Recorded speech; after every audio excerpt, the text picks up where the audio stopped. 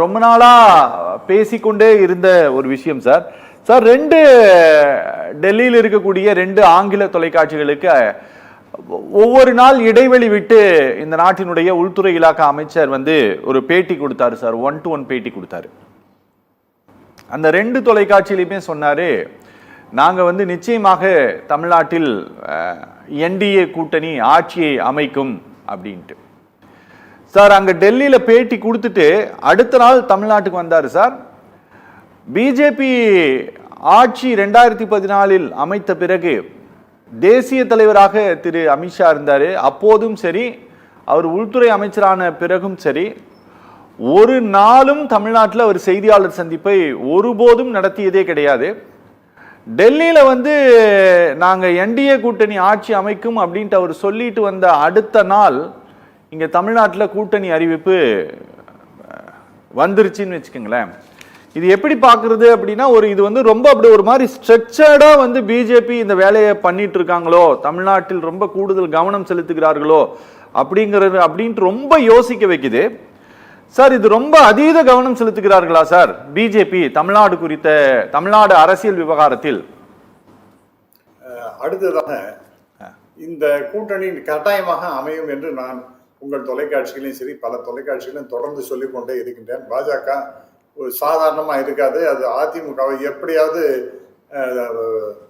சாமதான வேத தண்டத்தெல்லாம் பயன்படுத்தி தன்னுடைய வலைக்குள் விழ செய்யும் அப்படிங்கிறத நான் சொல்லிட்டே இருந்தேன்.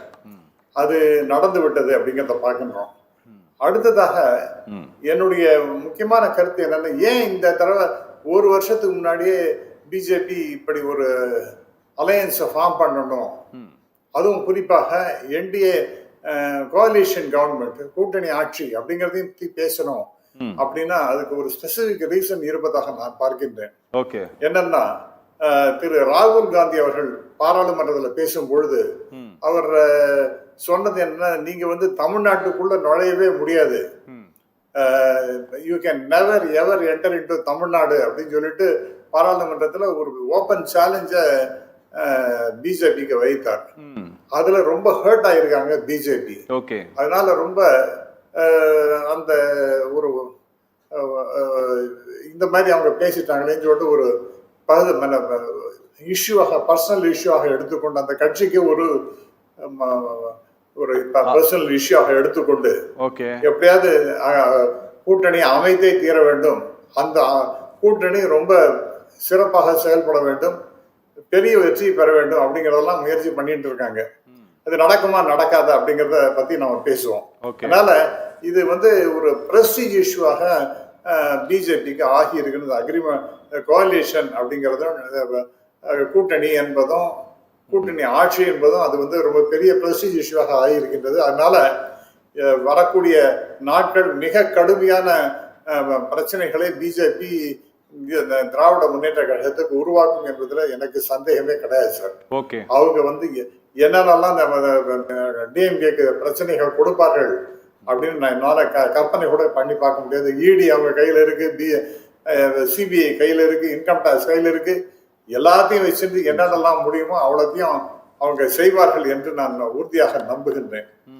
இரண்டாவதாக இதை கண்டு திமுக பயப்படுமானா அதெல்லாம் ஒன்றும் பயப்படாது சார். ஏன்னா நான் பல காலமாக நான் பார்த்து கொண்டிருக்கின்றவன் டிஎம்கே, அதுவும் குறிப்பாக எமர்ஜென்சி பீரியட்லயே இந்திரா காந்திக்கு அடிப்பணிகளை டிஎம்கே, டாக்டர் கலைஞர்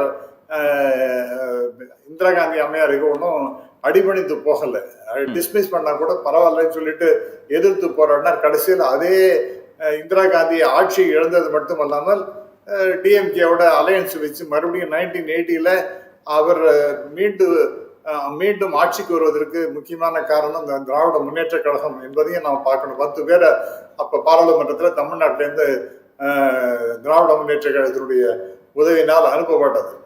ஆகவே டிஎம்கே ஒன்றும் பயப்பட மாட்டாங்க, இதுக்கெல்லாம் சளைத்தவர்கள் அல்ல. ஆனால்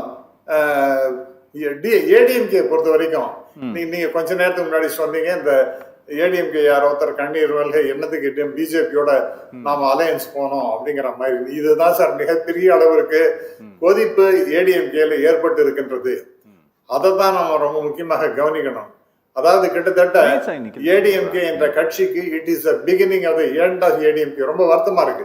Okay. 1972 ஆரம்பிச்ச நாள்ல இருந்து நான் அதை ரொம்ப கூர்மையாக கவனித்துக் கொண்டிருக்கின்றேன். அதுக்கு முன்னாடில இருந்தும் நான் எம்ஜிஆருடைய அரசியல் பயணம் இதெல்லாம் எனக்கு நன்றாகவே தெரியும். 67 அவரை சூடப்பட்டது இதெல்லாம் பத்தியே நான் நிறைய தடவை பேசியிருக்கின்றேன். ஆனால் இப்ப ஏடிஎம்கே பொறுத்த வரைக்கும் அது it's a beginning of the end of ADMK. அதாவது 72 ஆரம்பிச்சது, அது அப்படியே நான் தொடர்ந்து 100 வருஷம் இருக்கும் அப்படின்னு சொல்லிட்டு ஜெயலலிதா அவங்க சொன்னாங்க. அதெல்லாம் வாய்ப்பே கிடையாது. இது முடிவுரை எழுதப்படுகிறது. அதற்கு முக்கியமான காரணம் திரு இபிஎஸ் அவர்கள். அவர் அடிபணிந்து போய்விட்டார். தன்னுடைய சொந்த கட்சிக்காரர்களோட நீங்க நல்ல உறவு பெண் ஏதோ சண்டை சச்சரவுகள் சொந்த சகோதரர்களோட சண்டை சச்சரவுகள் இருந்தாலும் கூட அவர்களெல்லாம் ஒருங்கிணைக்கணும் அப்படிங்கிற மாதிரி அவர்களோட ஒத்து போகணும், அவங்களோட பயணப்படணும் அப்படிங்கிற எண்ணமே இல்லாமல் ஒரு பெரிய குழியில போய் பாழ்நார்கள் குழியில் விழுந்தேனேன்னு சொல்லிவிட்டு அந்த பாஜக என்கின்ற அந்த கூட்டணியில போய் சேர்ந்து விழுந்து அந்த கட்சிக்கு மிகப்பெரிய கெடுதலை உண்டாக்கி இருக்கிறார். இதெல்லாம் டிஎம்கேக்கும் அந்த அலையன்ஸ் பார்ட்னர்ஸுக்கும் தெரியாதா? மக்களுக்கு தெரியாதா? இப்ப அவங்களுடைய கையில இருக்கிற ஆயுதம் என்ன பண்ண போறாங்க? முதல்ல அன்னைக்கு ஒரு அலையன்ஸை பத்தி பேசுன டிஎம்கேவுடைய என்னன்னு இந்த ஊழல் அந்த ஊழல் பெரிய லிஸ்ட கொடுக்குறாரு. அதெல்லாம் சப்ஸ்டிட்யூட் பண்ணி இது மேல நிறைய எல்லாம் ஒரு பெரிய டரங்கு போட்டி எல்லாம் எடுத்துன்னு போய் தூக்க முடியாது தூக்கின்னு போய் திரு அண்ணாமலை கவர்னர் கொடுத்தாரு. என்ன சார் ஆச்சு? புரியுது சார், புரியுது. சும்மா ஏதோ அந்தந்த நேரத்துக்கு பேச வேண்டியது. நான் கேட்கறேன் ஸ்பெசிபிக்கா பிஜேபியை பத்தி 7.5 லட்சம் கோடி ரூபாய்கள் ஊழல் அப்படின்னு சொல்லிட்டு சிஏஜி ரிப்போர்ட். அது யாரு? மத்திய அரசினுடைய ஒரு அங்கம். அந்த ஆர்கனைசேஷனே சொல்லுகின்றது 7.5 லட்சம் கோடி ரூபாய்கள். அதுவும் அநியாயமா ரோடு போடுறதுல ஃப்ராடு, ராமர் கோயிலுக்கு இடம் வாங்கி உடனே கைமாத்தில அதுக்காக மிகப்பெரிய அளவு இருக்க ஃப்ராடு. பெரிய லிஸ்ட் கட்டிய ஒன்னொன்னா போட்டு 7.5 லட்சம் கோடி ரூபாய்கள் ஊழல். அதெல்லாம் மக்கள்கிட்ட பேச மாட்டாங்களா? ஏன்னா அவங்கள்ட்ட ஆட்சியில் இருக்கிறதுனால அதெல்லாம் வெளியில வர முடியாம யாரும் பேச முடியாம பார்த்து கொண்டிருக்கின்றார்கள். இப்ப டிஎம்கேயும் சரி பொதுமக்களும் சரி அதெல்லாம் நிறைவு கூற மாட்டார்களா? அதே போல அண்ணா திராவிட முன்னேற்ற கழகத்தை சேர்ந்த பெரும்பாலானவர்கள் இந்த பிஜேபியோட ஒத்து போகிறதுக்கு விரும்பவே இல்லை.